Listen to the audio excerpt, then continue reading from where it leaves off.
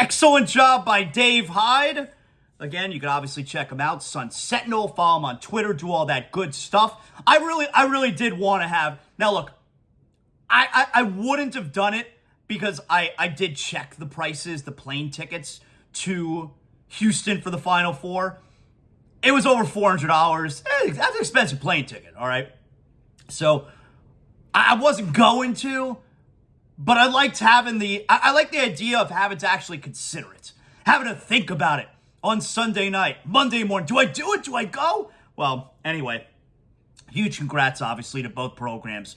What a fun weekend. And just what they've done for us for the last 3 weeks, just as sports fans down here. What a great showing by both programs. Really, really fun. Really great. All right, you know what time it is. Let's do big deal or not a big deal. Big deal or not a big deal. Hey, if you're dealing with water, mold, or fire damage your home or business, is that a big deal? Is it not a big deal? I don't know. Water Cleanup of Florida, they'll be able to tell you if it's a big deal or not a big deal. You can call them 24 hours a day, 7 days a week. Call or text Water Cleanup of Florida, 954-900-8635. Let's find out if it's a big deal or if it's not a big deal. Big deal or not a big deal? All right, first up, first place Denver Nuggets in the Western Conference. Nikola Jokic has missed the last 3 games. Is this a big deal or not a big deal? You know what? I'm going not a big deal because here's the thing. I do think he's dealing with an injury. I think it's a calf strain, but I think this is Jokic. Here's why it's not a big deal. Nikola Jokic and his coach Mike Malone as well, you've gotten the impression like they're over the MVP conversation. I think Nikola Jokic and the coach Mike Malone have found the whole debate to be really unseemly, and I feel like it's Jokic just kind of like, look, I care more about getting healthy. I don't like this whole MVP conversation. Embiid wants it so badly. It's the only thing he cares about. Just give it to Embiid. I'm trying to get healthy. I'm trying to get ready for the postseason. Like I don't think he's enjoyed the whole discourse and debate about the MVP. So I'm going not a big deal, and I think it's kind of like Jokic's protest. Just give him the award. I don't care.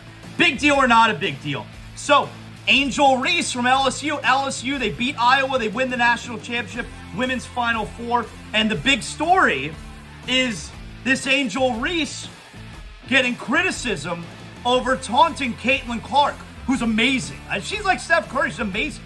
But Angel Reese is getting a ton of criticism, and that's the big story. She's doing the John Cena, you can't see me. But she's taunting her after they won. She was like stalking her. She was like following her around, Caitlin Clark, on the floor, Angel Reese. And so a lot of people are upset with the criticism because they're like, oh, you don't give that, and it's becoming a white-black thing. And it's, oh, you don't give Caitlin Clark the criticism, but Angel Reese getting the criticism. Whoa, hold on. It's a big deal. There's a major difference between talking trash during the game, which is what Caitlin Clark has been doing, and Angel Reese seeking out and stalking players for the other team to taunt them after the game, after you've won the championship, instead of celebrating with your own team. So it's not surprising that, okay, you got the white girl here and the black girl here, and we're talking about taunting and that kind of behavior. Like, of course it's turned into a whole thing. Don't be naive. But to me, this is a big deal. It's not a good look for Angel Reese. You go look at the video. I mean, she's practically stalking her after the game. Not a good job by Angel Reese. Not a good job. Big deal or not a big deal? I went to the Marlins game on Friday. I really enjoyed the Marlins game. That game was fast. 2 hours and 10 minutes. Marlins won 2-1. It was the only game they won this weekend. Marlins stink. They lost 3 out of 4 to the Mets this weekend. They can't score. This team is terrible. And they're like, I'm looking at this team. This is a 95-loss team, easy. We're only 1 series into the season, and I'm already tired of watching this team. They're a bore. No offense. They can't score. That's a big deal. Marlins lost 3 out of 4 over the weekend. It's a big deal. All right. Finally. Oh, I got 2 more, actually. Big deal or not a big deal? So my tribal chief, Roman Reigns, he defended successfully his undisputed WWE Universal Heavyweight Championship last night. A shocking conclusion to WrestleMania 39 as Roman Reigns defeats Cody Rhodes with the help, of course, of the Street Champ Solo Sikoa. But you know, WWE now, they do these press conferences after the big shows like WrestleMania. I love it. Well, how about Roman Reigns after the night? Roman, can I just ask what this means to you in terms of historical significance? You know, 3 back-to-back WrestleManias, having these moments, making it bigger and bigger. You told us earlier this week that you are grinding Bloodline. So how satisfying is it for you personally to keep delivering these kind of moments?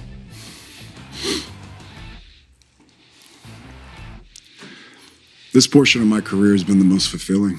You know, if you would have asked me before we started doing this, I probably would have told you, you know, my work with Make-A-Wish, my work with LLS, you know, the charitable things were the really fulfilling things, a part of this job.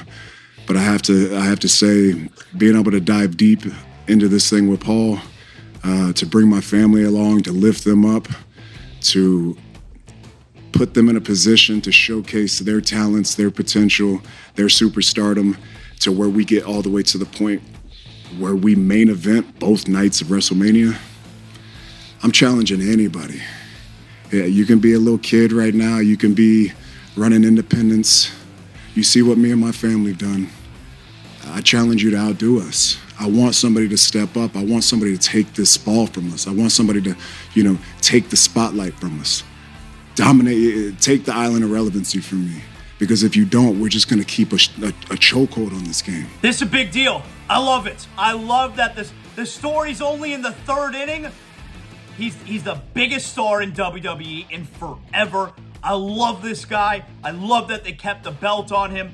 WWE had a phenomenal weekend. Of course, today you got the news. WWE has been sold to Endeavor. That's the group head up by Ari Emanuel. They also own UFC. So UFC and WWE are now together under the same umbrella. Amazing. That's a big deal. And finally, one more. Big deal or not a big deal? So look, the women's basketball, the women's Final Four, getting a ton of attention.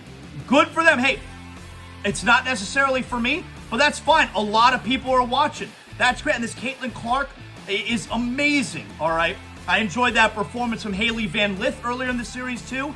University of Miami, the Cavendish twins. Look, there's some really talented players. I don't think there's enough of them in the women's game. I'm probably not the person to ask, though, because I don't follow it. But the ones that I've seen recently, terrific players. Just overall, the game, it's not for me. But anyway, ESPN, I get ESPN hyping up the women's basketball, hyping up the women's Final Four, but let's not be disingenuous about it. You know, on Friday, I saw this stat where they're comparing the men's Final Four and the women's Final Four. And you know I love going over ticket prices, you know, for the big events. I love that kind of stuff. And in order to hype up the women's Final Four and the interest, and there has been interest, clearly the ratings are reflecting that. But in order to hype up the interest, you can't throw out phony stats. And that's what ESPN was doing this weekend, where they show the men's Final Four, cheapest ticket to get in the building, $45, which was true.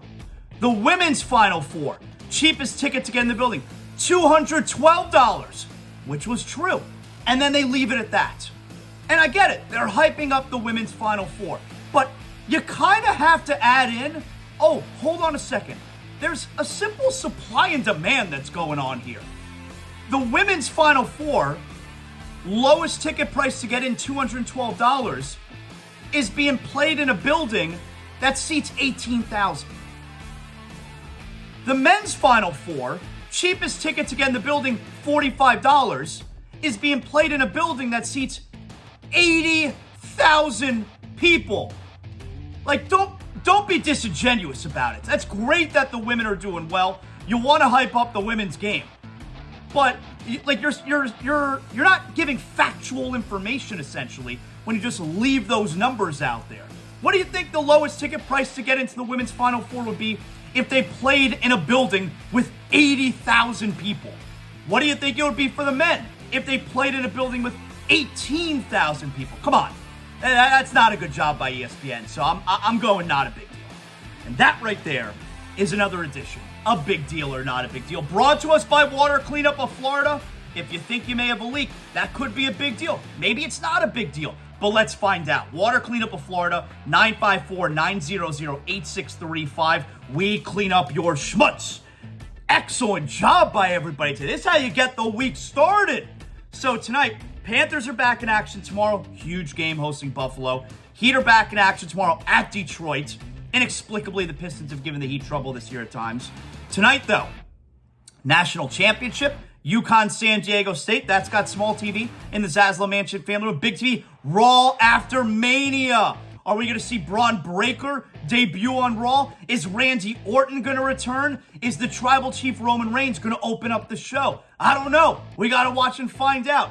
Thanks again, everybody, for hanging out with us today to start your week. Great job by everybody involved in putting together a great show today. I appreciate all your hard work. We'll talk to you on ZASLOW Show 2.0 tomorrow. You know what that means.